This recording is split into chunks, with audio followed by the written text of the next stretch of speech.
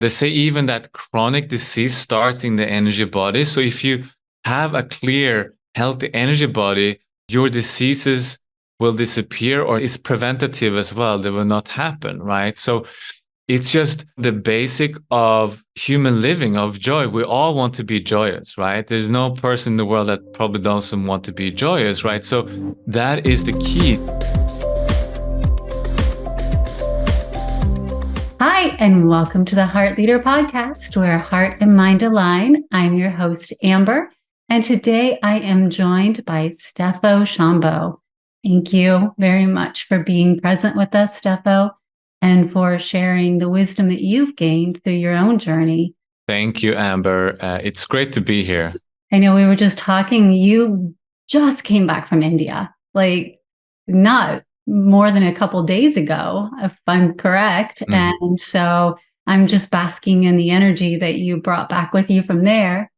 And are you willing to share some of that journey before we dive into some of the other things? What was it like? What did you experience from that? I actually went to one of my teachers, which probably many people might be familiar with, is Sadhguru.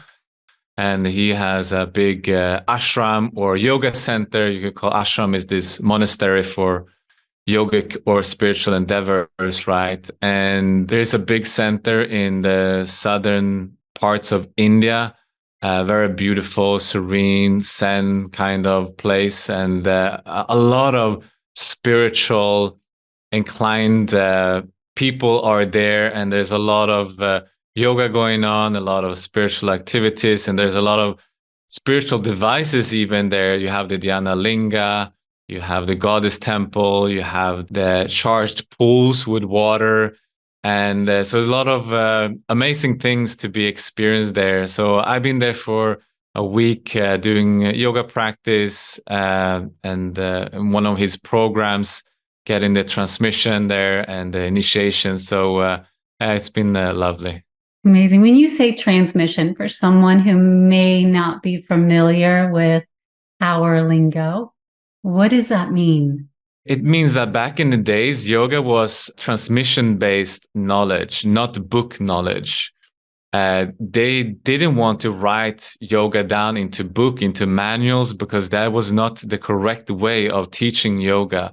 So they say that book yoga should not become a book yogi, because you don't get that transmission. The transmission is lost, right? So the transmission is when you are amongst an energy of someone who's already done it, and they kind of guide you through their presence, their teaching, and the mirroring of what they are doing, right?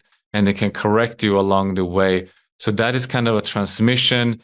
An initiation would maybe be a bit more deeper and subtler, of a guru that has already achieved certain states, can initiate you into a certain practice, a mantra, or a sound, or something like that. So you get that imbibed in your DNA, in your cells, basically.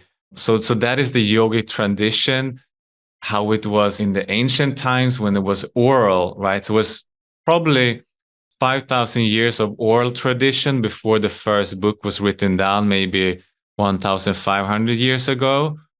And so we only know yoga up until the point when it was written down, right? But it was written in a way that was very cryptic, because they didn't want to give all the secret keys away to anyone reading it, because you need to have the proper knowledge and the transmission, the guidance, and the teacher to come along with the manual, so to speak. Yeah. So that's a kind of an idea of a transmission versus knowledge from a book. Yes, I love it. And so that's why you'll find some, even like myself, who say yoga is who I am. It's not what I do. Mm-hmm. And it's because it really is in the DNA. Once you have a transmission, or you really begin to embody yoga, it is a practice, but it's more than a practice. So thank you for being willing to share that.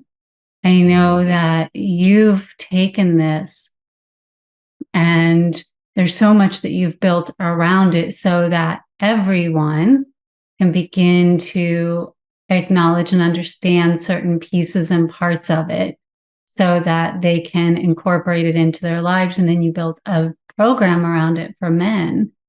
Can you begin to touch a little bit on the program that you offer? And since it's about transparency this month, about how you came to that in the first place. Why men and why the program that you've built? Why men? So let's start there. So I feel there is a need right now in the world for men's development and focusing on masculine empowerment. I think that both women and men should develop themselves. But I think right now, what I have seen at least, that there's a lot of women's empowerment movement started all the way back in the 60s, right? And then with the Me Too and, reclaiming their femininity and all that, right? So there's a lot of that, and that's great. And we see that women are rising up to their full power and potential, and it's wonderful. I think there's just not enough for men right now out there, and maybe they are lagging behind a little bit. So I would love to see, men and women just coming to a place of balance, just meeting each other in this amazing place of a healthy masculine and feminine energy, right? So I feel the call to provide more options for men and their empowerment journey and their transformation and development, right? So that's why I focused on men, and also because I've been going through my own transformation and spiritual journey, and I feel I can and give that back and speak to men directly. And I feel there's a certain transmission, again, that can happen only through one man to another. There's a different dynamic when there's a female teacher to a man, right? So man to man, especially in a group of men, there is a certain initiation into manhood that can happen. And I feel that is lost in today's world.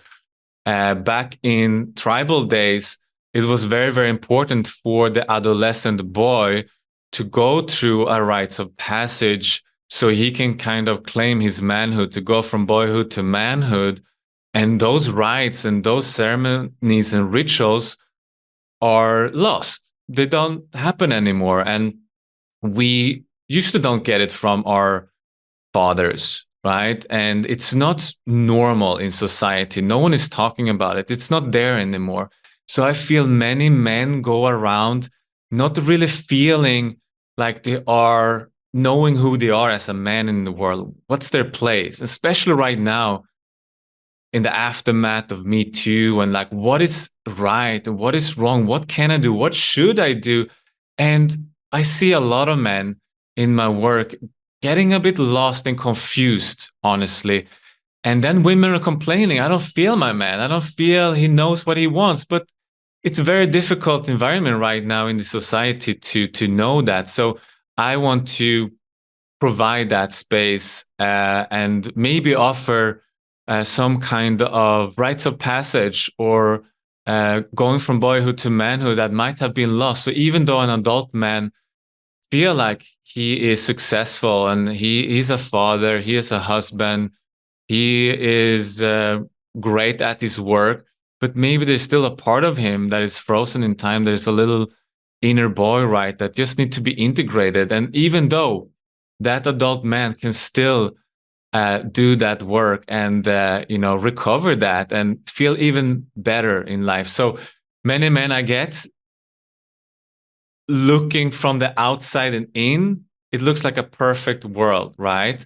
Yeah. But then when I talk to them a bit deeper, I notice that they're not happy, or it's just how it looks on the surface, and they're longing for more meaning and for more connection. Well, I think about it like from my son's perspective. He obviously he had his father, but we were not together. So when you look at it that way too, now with homes that are both parents are not necessarily together and you have a shared custody, that has to play a part. Not only is there no longer a rite of passage, but then there's parents that are no longer together. And so you don't have a constant male role model for the men that are growing up. And that has to play a part in that as well. So, how do you navigate that in a healing journey where you didn't have a constant of a male in your life? You don't have a rite of passage like you used to have to know how to transition from boyhood to manhood. How does your program kind of help identify these things? Right. Because they become such the norm now. And there's this part of us, and this is one thing I've learned throughout my journey, is there's still this part of us, it's embedded in us. There are these ancient wisdoms that are still there that once we recognize, we can do something about. But if we don't recognize it, it just sits there and we're like, what's happening? So how can you acknowledge that and do something about it? So my approach would be to go to the energetical level of my 5-level method, right? So energetical level would be working on your masculine energy and balancing with your feminine energy. So like you mentioned here, very typical thing that happened in our generation, and that is a lot of single mothers because the fathers were away and they were, working or fighting or the divorce, or there's a lot of single mothers raising their boys. And what happens is some have not really fully embodied their masculinity, right? So what we can do in that case is, for example, working with masculine energy as an essence directly, not masculinity, masculine energy as yang, as the plus pole, something that all genders and all human beings have and all living creatures, right? So we can work on that specifically directly to increase it, but also to align ourselves with archetypes. Like you mentioned, there are certain things in the world, in nature and universe that are there, and we can tap into it if we attune our antenna, so to speak, towards those energies. So the archetype of the divine masculine, for example, it's out there, so we can tap into these frequencies and download them into our being. So that's on an energetical level, like boosting masculine energy. And not that is not something wrong being raised by a single mother and having a lot of feminine energy. That's not right or wrong. That can be correct for a certain person. But if they feel they're not authentic, if they feel not happy with that, so then it's a problem. If the core is masculine energy, but they're acting out a feminine mask, that's a problem. But if the core, they're a man and the core is feminine energy, that's fine. And they're acting out feminine, then it's perfect, and then we shouldn't change that. We just need to balance these two within our own system. For anyone who's listening to this and maybe doesn't have a background in what it means to have masculine energy versus feminine energy, do you mind taking a moment to describe? Because there are many who hear that and they think masculine equals male form, feminine equals female form. Can you just take a moment and explain what you mean when you say masculine energy versus feminine energy? There's a few levels to kind of decipher between them. In the body, for example, is the left brain and right brain. So the masculine is the left brain, right, which is logical thinking, doing maths, rational, to-do list and achieving and goal setting and all those things, right? The left brain. So we need the left brain to function in the world and do our job, right? But then the right brain is the feminine, right? It's the intuitive one, it's the feeling one, it's the compassionate, where we can really tap into those more creative sides of ourselves. And those are very needed when it comes to having a relationship, into intimacy, into creative arts, or being an artist of any sort, of music and all that, right? So all of us need both, right? But so in the brain, already in our body, the brain is kind of divided in this way, and then the segues and they cross over, and so the left side of the body is feminine, the right side is masculine, right? So that is one interesting way of looking at it. Another is then how do we operate in the world from these two places of the brain, right? So masculine would be more of the go-getter, right, to get things done. He says solution mode, like how can I solve the problem, right? The feminine energy is more of how can I connect? They ask that question more like, how can I connect? I want to feel a connection and I want to feel a belonging, right? So very different driving forces. And then on a more spiritual level, we can say the masculine is consciousness. We all have consciousness.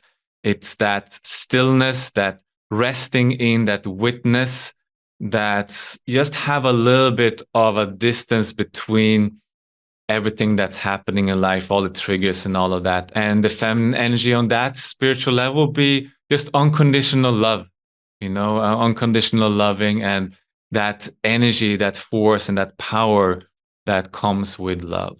That's beautiful. And so what you were explaining is finding your balance that fits for you, whatever that is. So it doesn't matter if you are in a male body and the feminine energy is what fits for you in your experience.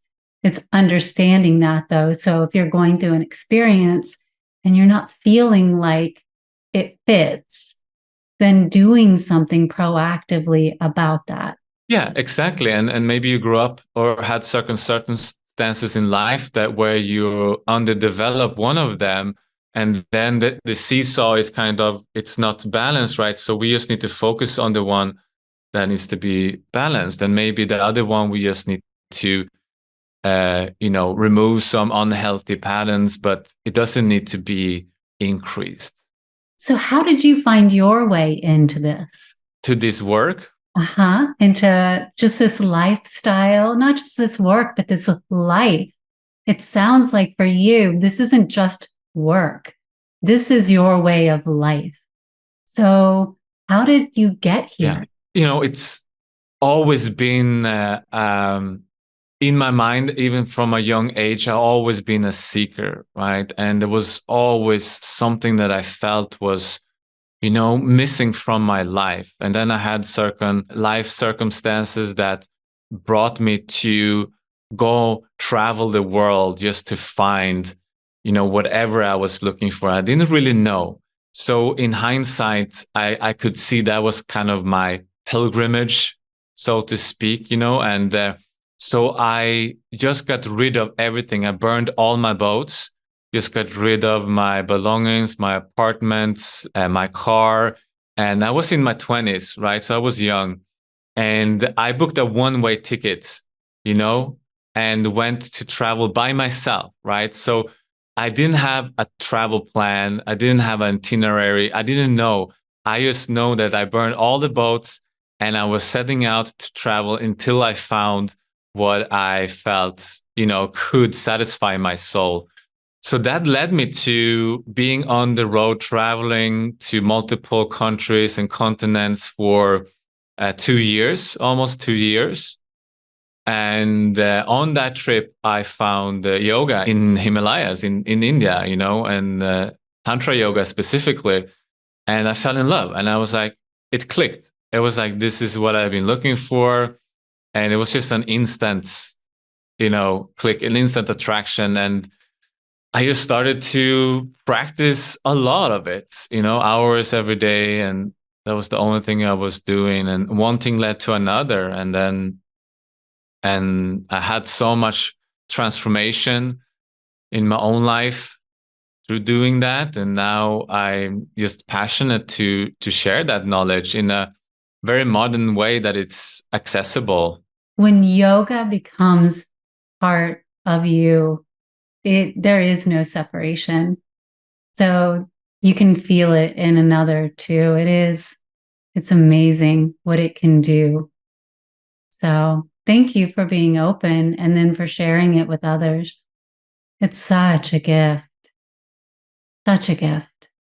So we touched on the word Tantra And I know, at least here in the United States, when people hear the word Tantra, and we talked about this, it's more of what we think now of as the Neotantra and not necessarily Tantra in the form of yogic Tantra.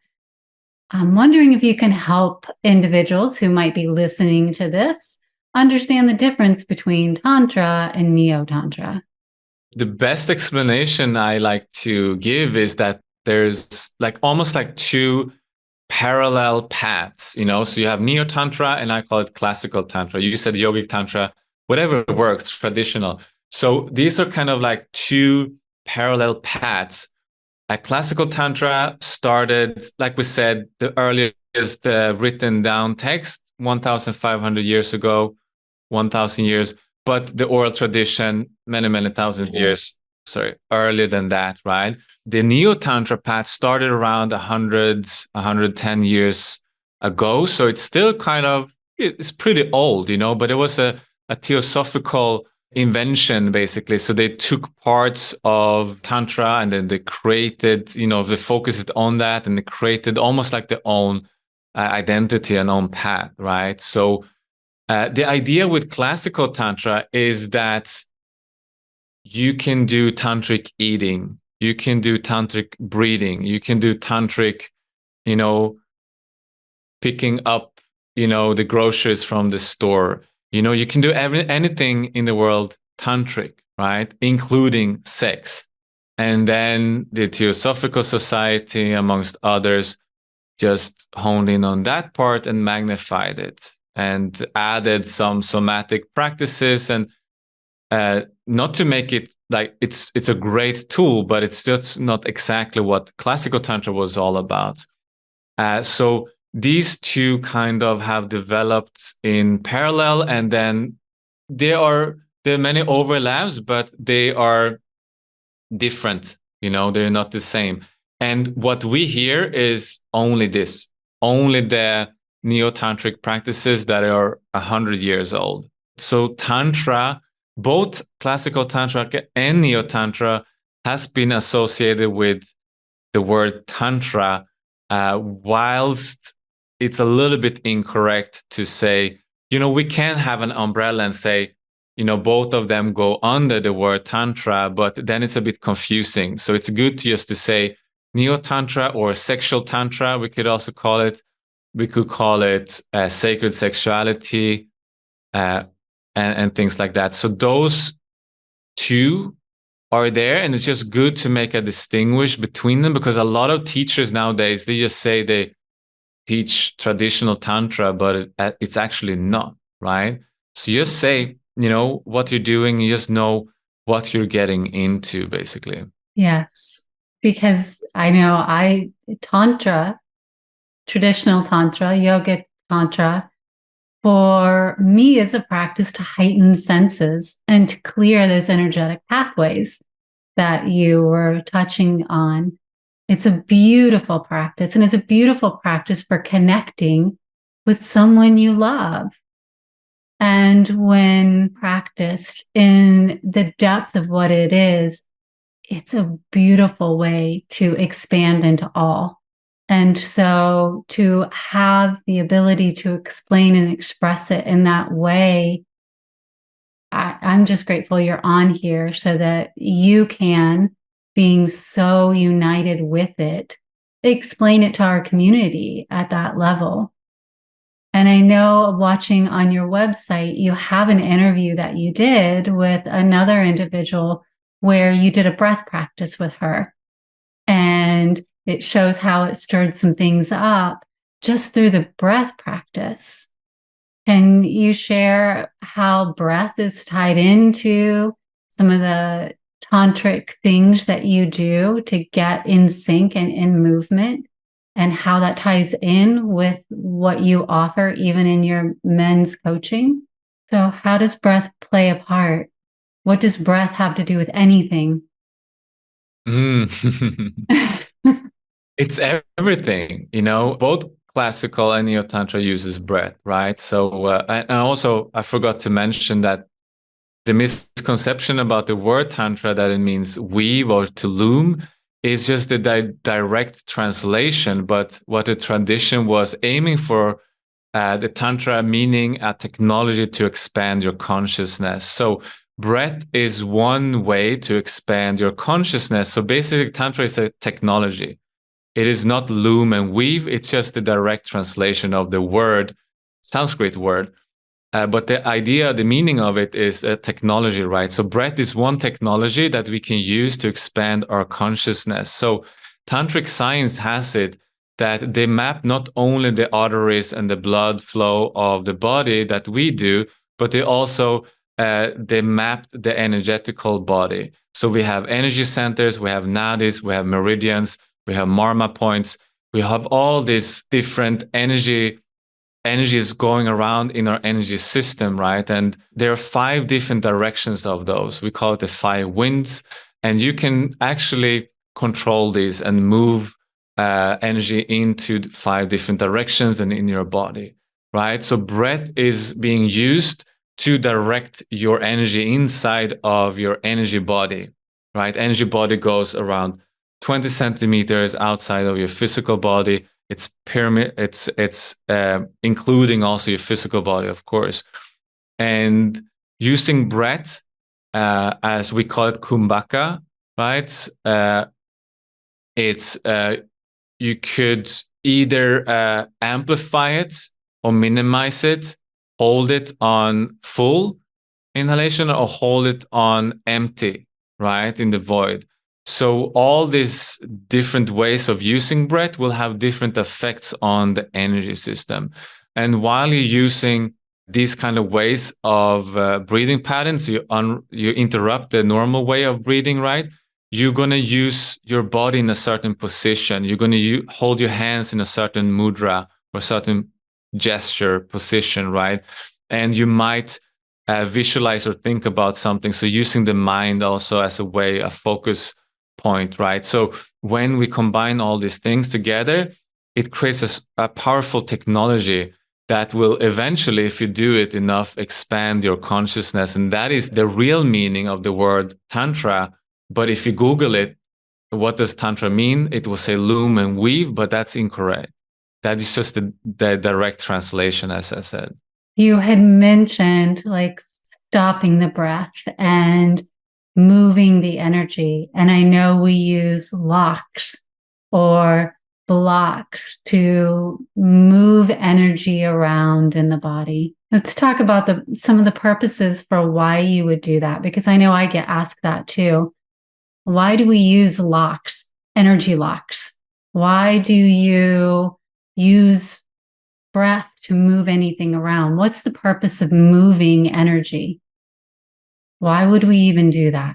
We want the 5 winds to work perfectly, because otherwise we will live a life where we're not happy. We feel that things are not working, or like, I never have good luck, or waking up on the wrong side, or like things just seem so very difficult in life, or a depression and all that. So when they say that the 5 values of the body, right, when they are working properly, there is just natural bliss and joy in your life. There's natural manifestation power there. Life happens. You're in line with life and nature, so that you're a clear vessel for whatever the universe wants you to manifest through your life happens with ease, flow, and you're such in a relaxed state that your ailments start to work out. They say even that chronic disease starts in the energy body. So if you have a clear, healthy energy body, your diseases will disappear, or not. It's preventative as well. They will not happen, right? So it's just, the basic of human living, of joy. We all want to be joyous, right? There's no person in the world that probably doesn't want to be joyous, right? So that is the key to being that. When your energies are flowing in the right way, things are working in the right way. Why we see decay and sickness of the body is because it's a lack of vital energy flowing in that body. So we have one upward flowing and one downward flowing, one for the digestion, right? One for the speech and communication, and one aura, like, or all around the body. So we want all of them to work optimally. And if we don't do anything to adjust them, and we just, stress all day, have negative thoughts, we eat junk food and a lot of sugar, and then we pollute our mind with some bad addictions or habits, and things like that. Of course, it's not going to work properly, because we don't do anything to fix it, and we just do a lot of things to make the energies not working in a good way, right? So it's just like, we take a shower in the morning, but why should we take a shower in the morning? Well, we want to be fresh and clean. We don't want to be smelly. We want to feel that we clean our body, but we also need to clean our energy body.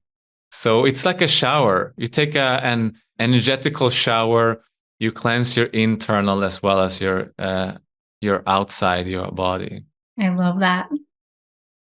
And I know, because I have a friend who is navigating your program, and we talked a little bit about the Kriyas. So as you're going through the program, you have all of let's just cleanse all the way around our energy, our physical. What are Kriyas for anyone who is not a practitioner of yoga? Can you talk about those and why they're part of your program? There's 2 levels to Kriyas. And it's one of those Sanskrit words that get a little bit confusing sometimes. So when we look at the yogic idea of Kriyas, they are basically cleansing techniques for your physical body. But when we look at the tantric, esoteric version of Kriyas, they are working with the energy body. So more subtle, like we just talked about. So what we talked about now, when we're combining 3 or 4 different things simultaneously and working with the values, that would be a Kriya. So maybe the Kriya would be a 15-minute, 20-minute practice that we do. And in the program, we call it the fundamental practice, the life force activation. And so you do a set amount of practice that involves a lot of different things, and that will cleanse your energy. And that's a Kriya, right? But if you open a book on yoga and hatha yoga, you will see that there are 6 Sharma Kriyas, and those are all about like cleansing the body, or the eyes and the bowels and the nose. So it's basically just on a physical level that will help with the energy. So those are the 2 versions. And thank you for clarifying that. And by doing that, it's like, we talk about it all the time. We're willing to do it to our homes, our cars, our vehicles, whatever we drive. But if we don't take the time to do the same thing to our forms, and not just the physical one, but every form, then that means that we cherish materials outside of ourselves more than we cherish the one that is carrying us through this experience. And is that really how we feel? So we need to ask ourselves that on a very regular basis.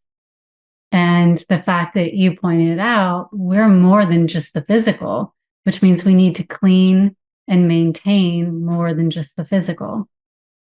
And from all I've come to understand from your programs, that's what you reflect consistently and repeatedly. Yes, we need to pay attention to the physical, but you are more than just the physical. So let's focus on all of it. So in this flow of transparency that we're talking about, how easy is it to come into a program that you have and feel comfortable? Do you ask these gentlemen to walk right in and bare their souls and understand that they're more than just physical? Or do you have kind of a system where they don't have to just come in and go soul bare to you? Because I know that's going to be the number one thing. Everyone who's going to watch this is going to go, I don't don't know that I can just come right in and be that open. Right.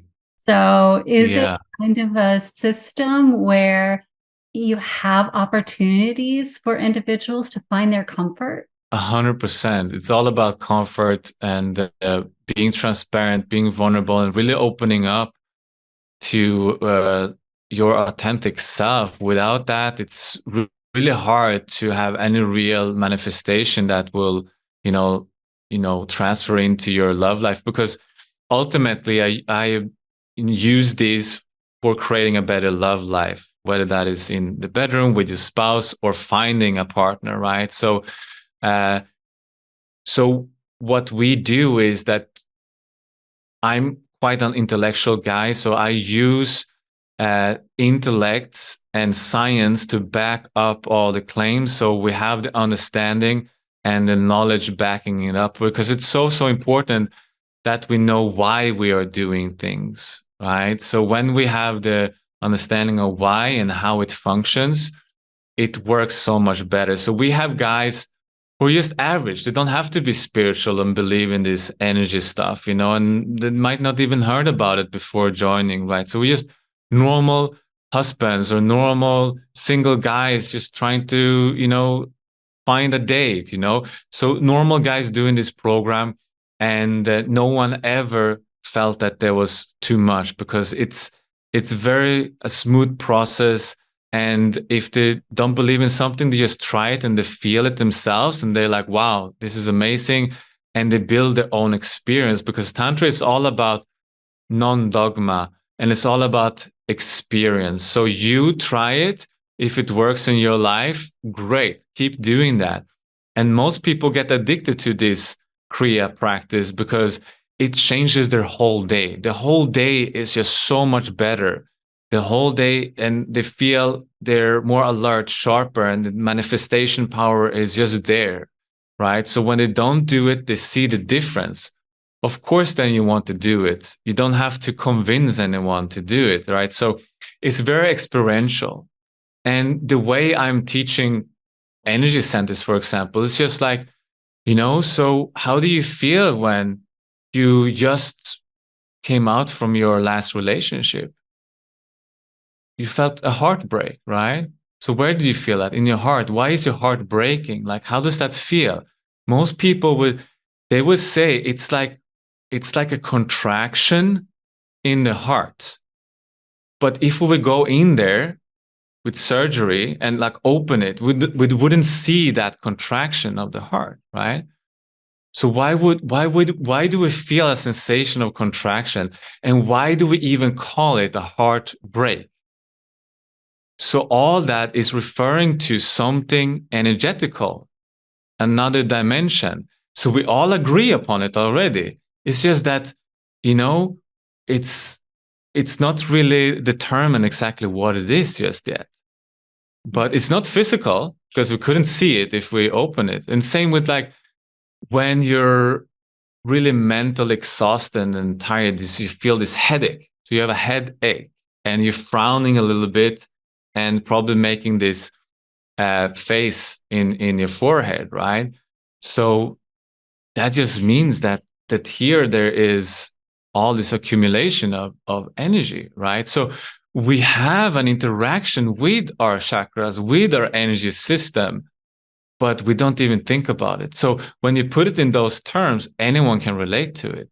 So it's 5 levels, right? So it doesn't really matter like what you do, because the spiritual is just one level. The energetical is the second one. But then you heal your emotions, right? On the emotional level, you heal all the emotional trauma and the baggage, all the things are keeping you from being stuck in that boyhood or that inner child or that trauma from the past. But then we have the mental level.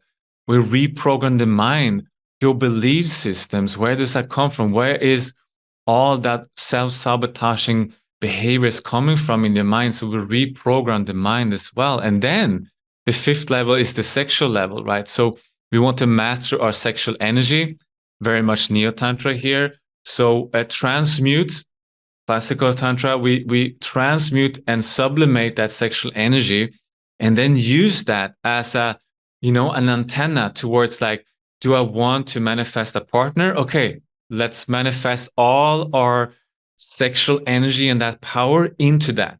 Or do we want to solidify a really awesome connection with our spouse? Okay, so let's use that sexual energy towards that, right? So that's why this is so much more powerful, because it's a holistic model, 5 different levels simultaneously. And we're not neglecting the sexual energy, which is a taboo today in most religions and in most places in society, right? So yeah, so if one of those 5 levels you're feeling not so connected to, it will still work because you have all the others there. That's exactly what I was going for. So thank you for continuing on. One, because we can feel your passion for what it is that you do, which is inspiring just in itself.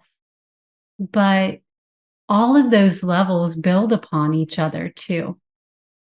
And that's helpful just because if you don't have the base understanding, even if it's not for you, you can build a base awareness so that you can build upon it to get to the next level. Because from my experience, both from studies and personal experience, if all you're going for is the sexual aspect, but you don't have all of the other 4 that you were talking about, it will never be enough. And unfortunately, we as a society in many places have turned that on its head, which is why that part of ourselves is feeling so unsatisfied in so many areas. And so when we can begin to understand that connection, like there is a holistic connection that goes into it, then it becomes something more than just sex. Let's just put that out there. It's something so much more than the physical part of that. It becomes all of those other aspects wrapped up into the union with a partner that you've chosen. And it's exactly what so many of the individuals out there are actually searching for, but don't know how to get to. And it becomes a whole different experience, and you can put the sacredness into this act and almost merge as one with your partner, and then you can almost start to tap into what the classical tantra were talking about in these very metaphorical, esoteric ways of saying that you can actually reach God through lovemaking, right?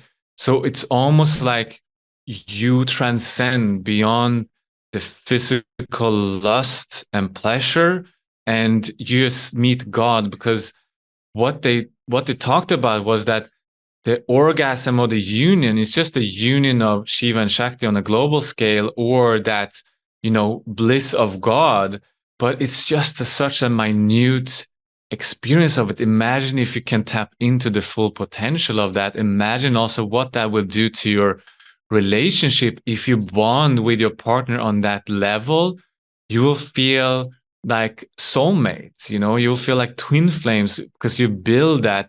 So also be very cautious of who you're practicing these things with, because you're gonna build some very strong bonds together when you do that. So definitely. And also because if you only do a sex course and focus on becoming like a master in sexuality, well, the thing is that a lot of the issues are stemming from other parts of these 5 levels. For example, premature ejaculation might be an emotional thing. It might actually be a trauma that, you feel uncomfortable. You just want to get away as soon as possible. And that's why the body just ejaculates, right? So it might be a trauma rather than just, a technique that you need to learn. So that's why a lot of sexual issues need non-sexual answers to it. And thank you for developing a program that gets to those, that allows people to at least explore. And I understand that one program can only plant seeds, but at least if people are open, if these men are open to receiving the seeds, and then continuing on, it gives them an opportunity to explore, to really get in contact with that part of themselves and start asking those questions. We always say from our side, like, it's like being a personal trainer. We can't do the work for you. So you can't be mad if you're not seeing all of the results that you anticipate seeing. But if you put it in, if you like really put in the effort and go all in, then eventually it's going to get to the point that you are seeking to get to. Based on what I'm hearing from you, it's the same. Mm-hmm. Yeah, 100%. I agree with that. So if someone's interested in learning about your program, how do they find out about you? The best is to go to my website. It's called tantricacademy.com. And my program is called the Tantric Man Experience. You will find that on that page. But also there's so much free content. I have over 200 blog posts where I am distilling my knowledge, for free. And I have free trainings. I do recommend, if there's any men watching this who are either single or in a troubled relationship, go and watch my free trainings already and see how you resonate with my methods. And if you do, you're welcome to book a call and we can talk more about joining the program. It's by application only. But the website has a lot of gold and value on there. So tantricacademy.com.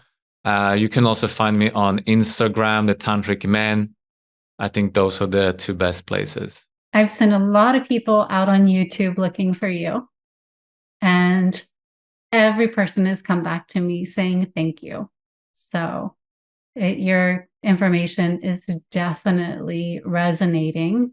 So I do highly recommend if anybody is curious. And I would say not just, yes, your target is men, but if there are women who are curious about understanding from a masculine perspective, it is really helpful. It is very helpful. So I would say it's worth investigating. So 100%. And for the women out there who are listening, I do have a blog on feminine energy and how you can dial in more of that, if that's something you wish. And also there's a quiz for both men and women. What is your dominant energy quiz? So masculine, feminine energy quiz. So you can check that out as well. It's for free.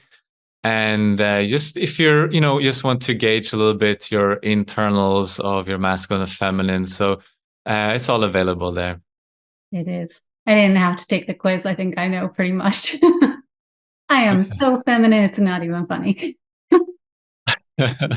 Well, we are getting close to our time being up. And as we're getting close, I always like to wrap up by asking amazing heart leaders like you out in our community, when you hear the term heart leader and you are out in this world leading with heart and love and compassion and blending it with intellect like you are, showing that it's possible to do both. What does that term, heart leader, bring forward in the action that you're doing? What comes to me is a term that I use that is very closely related, which is heart warrior, more the masculine version probably. And that what I describe him as, or they, these heart leaders, is like being integrated in both their masculine and feminine, right? So for a man, that would be probably like humble yet confident, right? Warm but sharp, right? Calm but alert. So they have both. So you don't have to pick and choose. They're not overtly alpha, or they're not overtly passive pleasers, right? But there is this, compassion with assertiveness. And that is what I feel this integration creates. And then you can really lead from your heart, because you can stand strong in yourself, but with love. I love that so much. Thank you for sharing it. And speaking of sharing, one more time, just in case someone's listening and not watching and doesn't have instant access to just click below to get to your site, where can they get it? Because by now, maybe they have a pen or a pencil or their phone handy where they can type it out. How can they get to your site to get to your program? So it's Tantric Academy. So it's TANTRIC. So Tantric academy.com. All right. Can't make it easier than that. Thank you Awesome. very, very much for being here and being so transparent and talking about things that, not everyone just sits and chats about on an average everyday evening, but maybe we should. Maybe we should at this point. Maybe we should. I appreciate you for the platform and for what you're trying to do and the message and all that. So thank you so much, Amber. And we want to thank everyone out in our Suivera community for tuning in and turning us on. We just love you and are so grateful every day for each and every one of you. Don't forget, this entire month is all about being transparent, and we were very transparent with you today. We have our transparency journal that is available to you as a free download. So hop on over to social media, either Facebook or Instas, where you can find us, and just DM us the word transparent, and we will make sure that we get that journal sent right over to you. Until next time, I'm your host, Amber, and I look forward to seeing you in the Suivera community.